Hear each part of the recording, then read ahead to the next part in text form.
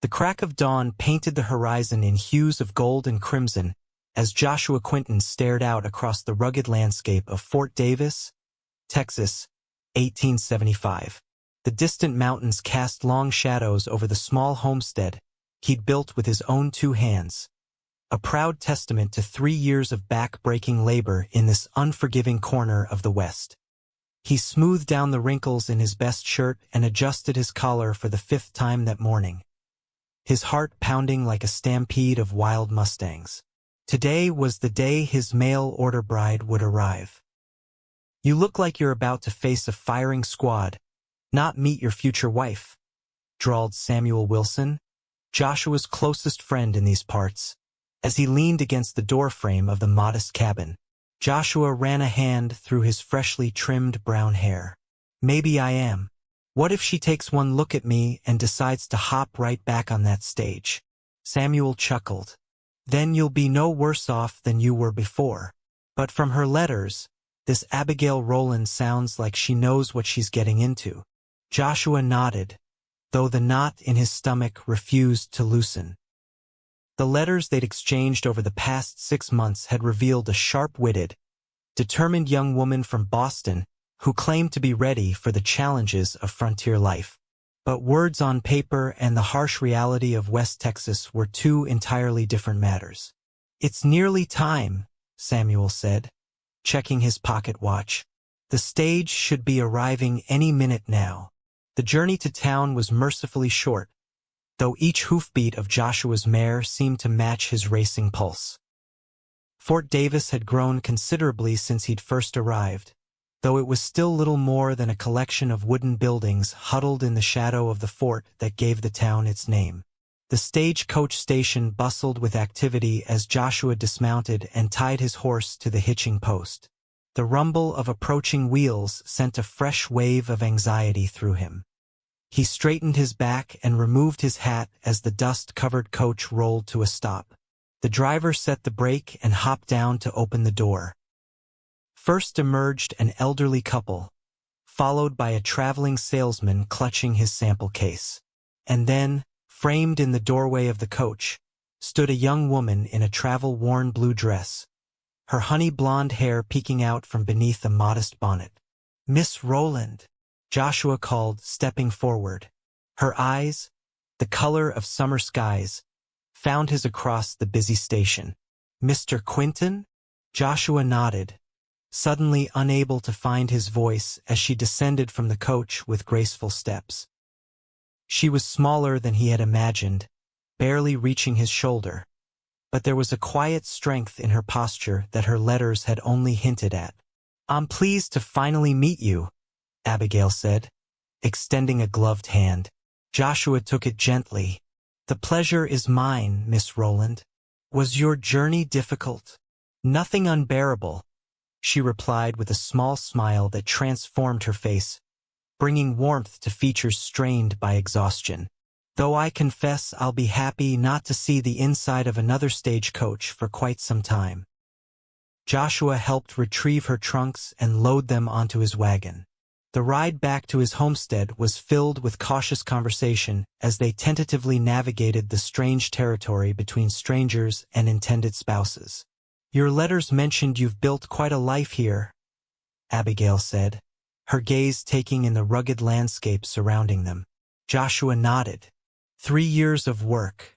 It's not much yet, but there's good water, fertile soil, and enough game in the hills to keep meat on the table year-round."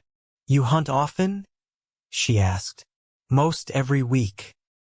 "A man out here needs to be handy with a rifle," he replied with pride.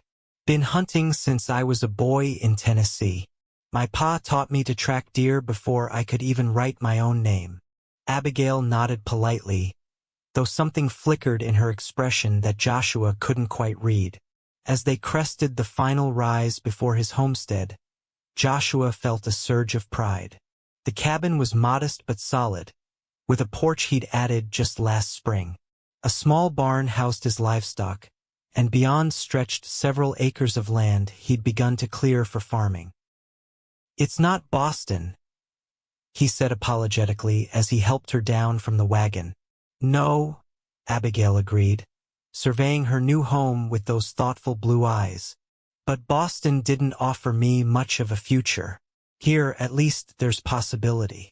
The first week passed in an awkward dance as they navigated the shared space of the cabin. Joshua had added a second room before Abigail's arrival, giving her privacy until they were properly married. Judge Thompson was scheduled to visit Fort Davis in another week's time, and they had agreed to wed then. On her 5th morning at the homestead, Joshua prepared to leave for a hunting trip. "The pantry's getting low on meat," he explained as he checked his rifle. "I'll be back before sundown with enough venison to last us a while." Abigail nodded, her hands busy with the breakfast dishes. "I'll tend to the garden while you're gone." When Joshua returned that afternoon, his horse was laden with the fruits of a successful hunt. A young buck was draped across the saddle, already field-dressed but still bloody from the process. He called out cheerfully as he approached the cabin, proud of his provision. "Abigail, come see what we'll be eating for the next." His words died in his throat as Abigail stepped onto the porch, took one look at the bloody carcass, and crumpled to the ground in a dead faint. Joshua dropped his rifle and rushed to her side, panic seizing him. "Abigail, Abigail, can you hear me?" Her eyelids fluttered, and she groaned softly as consciousness returned. Joshua helped her sit up, supporting her back with his arm. "I'm sorry," she whispered, mortification coloring her cheeks. "I've never been able to." The sight of blood. Understanding dawned on Joshua's face. "You faint at the sight of blood." She nodded miserably. "I should have told you in my letters, but I was afraid you'd think me too delicate for frontier life. My father always said it was my greatest weakness." Joshua helped her to her feet and guided her into the cabin, away from the bloody deer. Once she was seated at the table with a cup of water, he took the chair across from her. "Why did you come all this way to marry a stranger if you knew life out here would involve things that cause you such distress?" he asked, genuinely puzzled. Abigail's fingers tightened around the cup. "Because I had no choice. My father died last winter, leaving nothing but debts. My options were to marry my father's much older business associate or make my own way." Her chin lifted slightly. "I chose to make my own way." Joshua studied her face, seeing the determination behind the embarrassment. "Well, I reckon we'll have to find a solution, then. I can't have my wife fainting every time I bring home dinner."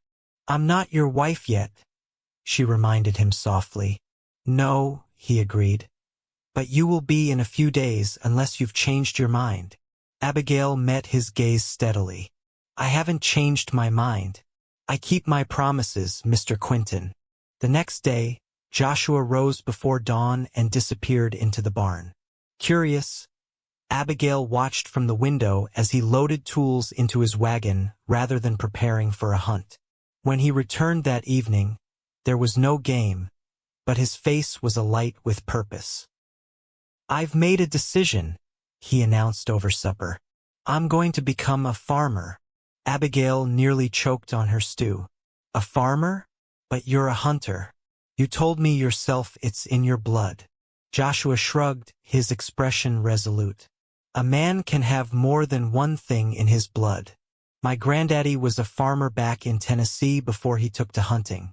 Said the land spoke to him like an old friend." He leaned forward, elbows on the table. "I've got good land here, Abigail. With some work, it could yield enough to feed us and have plenty left to sell in town." "But you would give up hunting?" Just like that. She couldn't quite believe what she was hearing. "Not entirely," he admitted. "There'll still be times when a rifle's necessary out here. But I can make sure you don't have to see the aftermath." His eyes held hers across the table. "I don't want you feeling sick in your own home, Abigail." Something warm blossomed in her chest at his words. It was the first time anyone had adjusted their life to accommodate her sensitivity rather than berate her for it. "Thank you," she said softly. But I don't want you resenting me for changing your way of life. I'm not changing it because I have to, Joshua replied, his voice gentle. I'm changing it because I want to build a life with you, not despite you. The day of their wedding arrived with clear skies and a gentle breeze, a rare gift in the often harsh climate of West Texas. Judge Thompson performed a brief ceremony in the town's small church, with Samuel Wilson and his wife standing as witnesses. Abigail wore a simple cream dress she had sewn herself, with wildflowers gathered that morning woven into her hair. When Joshua saw her walking toward him down the short aisle, his breath caught in his throat. This woman, who had traveled across the country to marry a stranger, who faced her fears daily in this unforgiving land, was about to become his wife. I, Joshua Quentin, take you, Abigail Rowland, to be my lawfully wedded wife, he vowed, his voice steady as he slipped a simple gold band onto her finger. It had belonged to his mother, the only inheritance he'd brought west. I, Abigail Rowland, take you, Joshua Quentin, to be my lawfully wedded husband, she replied, her clear voice filling the small church as she placed a ring on his finger, a surprise she had arranged with the local blacksmith, who had fashioned it from a silver dollar. Their first night as husband and wife was tender and tentative, each discovering the other with gentle exploration and whispered words. In the quiet darkness of their shared bed, Joshua traced the curve of Abigail's cheek and marveled at the turn his life had taken. Are you happy? He whispered. Yes, she answered without hesitation, her head resting on his chest. Are you? More than I thought possible, he admitted, tightening his arms around her. The following weeks saw the homestead transform. Joshua threw himself into farming with the same determination he had once applied to hunting. He cleared more land, planted corn and wheat, and began building fences for an expanded garden. Abigail tended to the existing crops, established a chicken coop, and turned the cabin into a home, adding curtains she sewed herself and arranging wildflowers in jars on the table. Their life found a rhythm, punctuated by small victories and shared challenges. When a late frost threatened their seedlings, they stayed up all night covering the delicate plants with sheets and blankets. When the roof leaked during a rare thunderstorm, they worked side by side to repair it, laughing as they got soaked to the skin. One evening, as they sat on the porch watching the sunset paint the western sky, Joshua took Abigail's hand in his.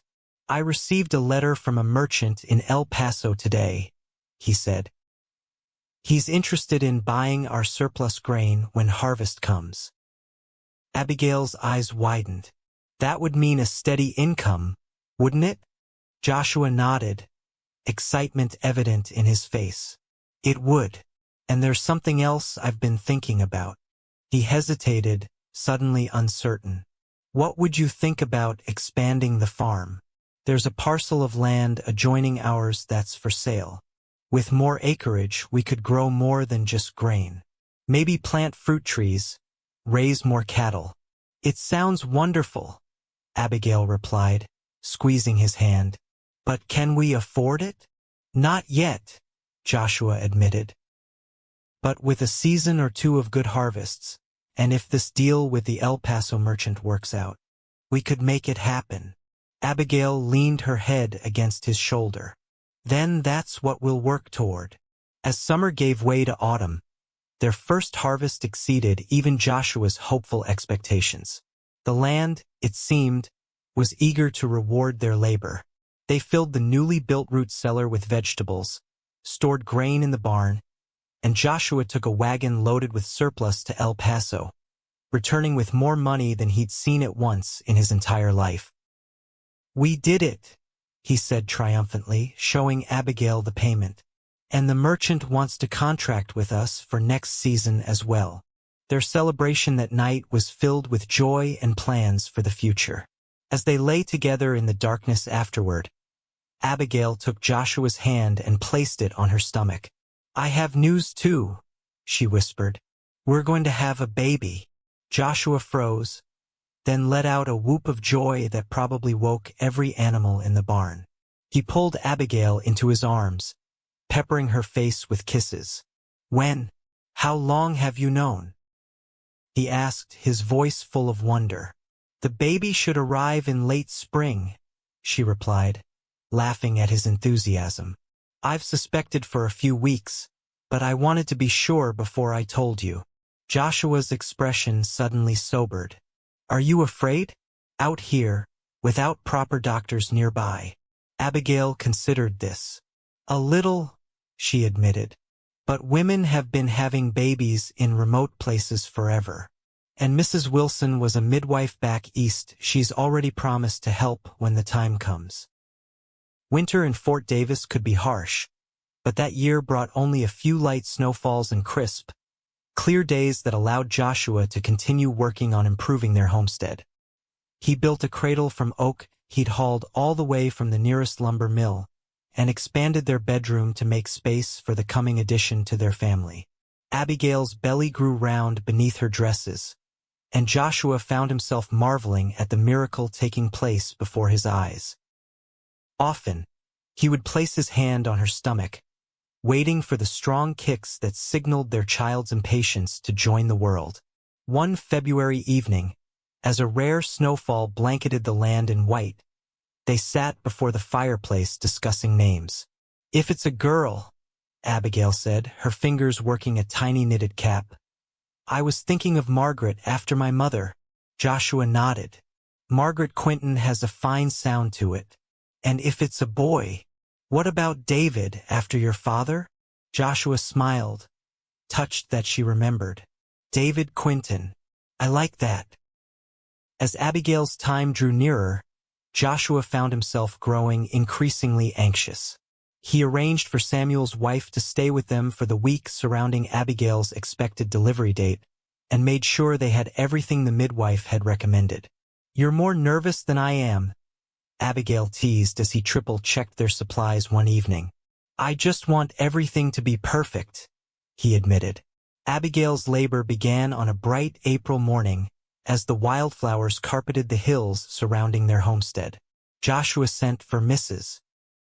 Wilson immediately, then found himself banished from the bedroom as the two women prepared for the birth. The hours that followed were the longest of Joshua's life. He paced the cabin, jumped at every sound, and prayed more fervently than he had since his mother's death years ago.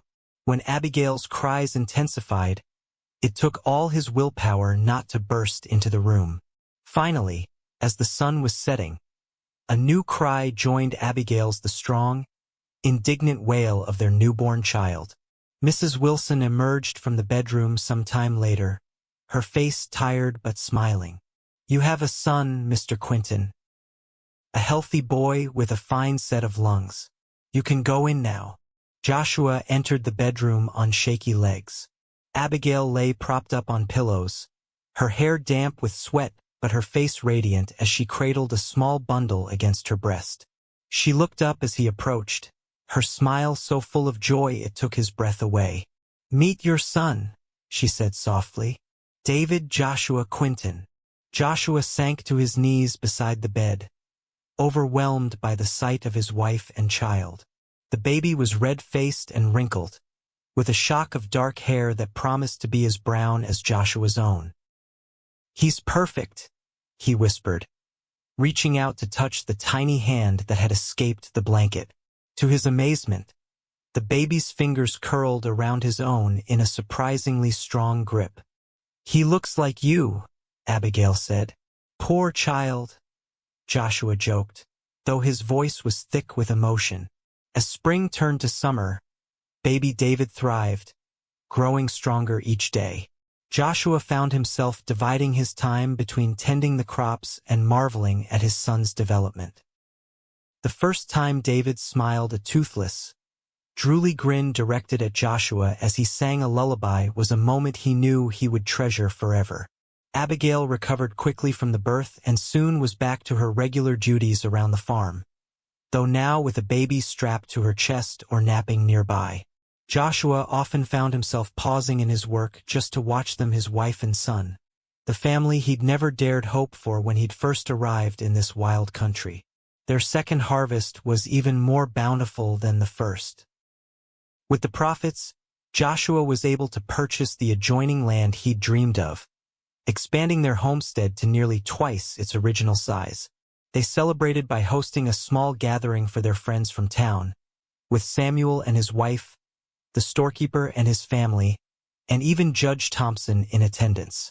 As the guests enjoyed Abigail's cooking and admired baby David, now 6 months old and attempting to crawl, Joshua found himself reflecting on how much his life had changed in just 2 years. From a solitary hunter living on the edge of civilization, he had transformed into a successful farmer with a thriving family. "A penny for your thoughts," Abigail said, appearing at his side as he stood watching the sunset from their porch. "I was just thinking how differently things might have turned out," he admitted, slipping an arm around her waist. "If you hadn't fainted at the sight of blood that day." Abigail laughed softly. "You might still be a hunter, bringing home bloody carcasses and terrifying your poor wife. And I would have missed discovering how much I truly love working the land," Joshua added. "It's strange how life's path can turn on such small moments." That night, after the guests had departed and David was sleeping peacefully in his cradle, Joshua and Abigail sat together before the dying embers of the fire. "I have a confession to make," Abigail said suddenly, her voice quiet in the darkened room. Joshua turned to her, curious. "What's that?" "I was so afraid you would send me back east when you discovered my weakness," she admitted. "In Boston, men always saw it as proof that women are too delicate for serious matters. My father used to say it showed I wasn't fit for anything but an ornamental life." Joshua frowned. "Your father was wrong. You're the strongest person I know, Abigail. You left everything familiar to marry a stranger in a wild land. You work from sunup to sundown. You brought our son into the world." He took her hand, pressing a kiss to her palm. "A little faintness at the sight of blood doesn't change any of that." Tears glistened in Abigail's eyes. "When I first agreed to become a mail-order bride, I never expected to find love.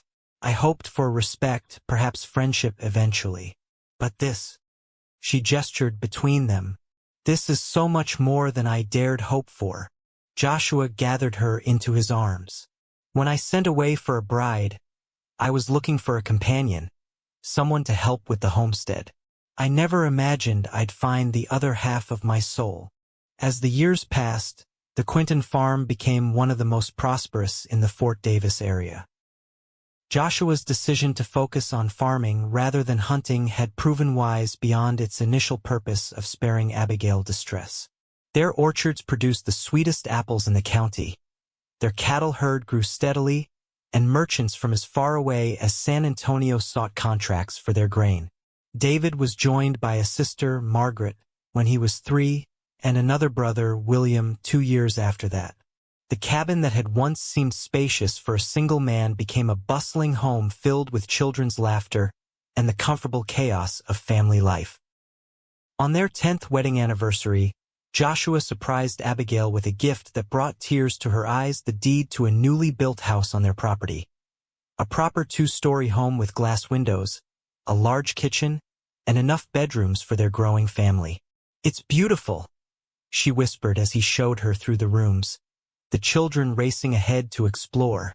"Not as beautiful as you," Joshua replied, still finding wonder in the fact that this remarkable woman had chosen to build a life with him. That evening, after the children were asleep in their new rooms, Joshua and Abigail stood on the porch of their new home, looking out over the land they had transformed together. "Do you ever miss hunting?" Abigail asked, her head resting on his shoulder. Joshua considered this.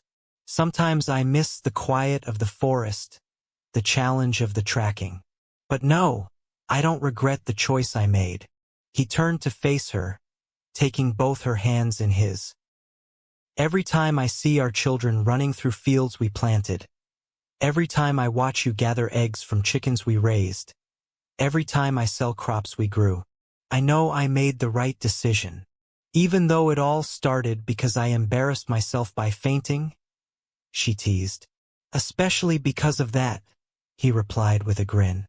Your one weakness gave me my greatest strength this life, with you.